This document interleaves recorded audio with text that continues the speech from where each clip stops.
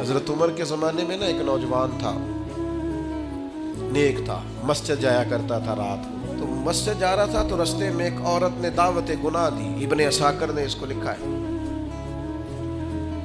تو نوجوان تھا، خواہشات تھی، کچھ طبیعت مائل ہو گئی، ابھی ادھر جا ہی رہا تھا کہ کسی نے آیت پڑھ دی، والی من خاف مقام ربی جنتان، جو رب کے سامنے کھڑے ہونے سے ڈرے گا اللہ 2 جنتیں دے گا۔ واقعی ڈر گیا، واقعی ڈر گیا، اتنا ڈرا کہ بے ہوش ہو کے گر پڑا۔ بیماری سے لوگ بے ہوش ہوتے ہیں، پیسے ڈوب گئے بے ہوش ہوتے ہیں، بچے کے غم میں بے ہوش ہوتے ہیں۔ سچ بتاؤ، کبھی خوف خدا سے بھی بے ہوش ہوتا بھی دیکھا؟ ہمارے ہاں تو روز مرہ ہی نہیں ہے بھائی، اور بڑی باتیں ہیں بے ہوش ہونے کی، ڈرنے کی، غش کھانے کی۔ بے ہوش ہو کے گر پڑا، بوڑھے باپ کو کسی نے بتایا بچہ بے ہوش پڑا ہے، اٹھا کے گھر لائے، گھر لا کے کہا بیٹا کیا ہوا؟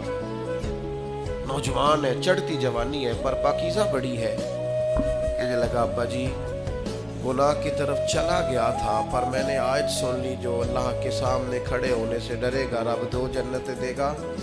میں ڈر گیا تھا، رب واقعی 2 جنتیں دے گا۔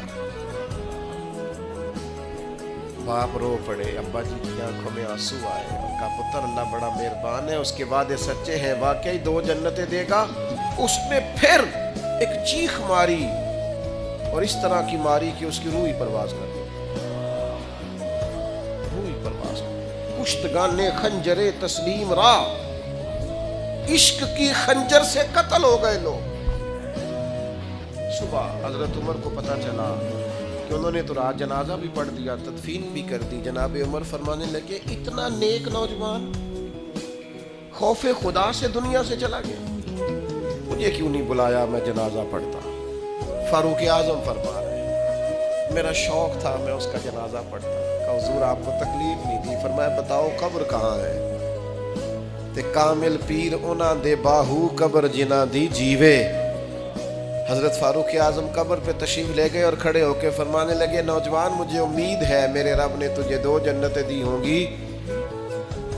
ابن عساکر کھول کے دیکھو تاریخ بغداد نے کیا لکھا ہے۔ حضرت سیدنا فاروق نے فرمایا امید ہے 2 جنتیں دی ہوں گی، قبر کے اندر سے بولا کامل پیرونا دے باہو قبر جنہ دی جیوے۔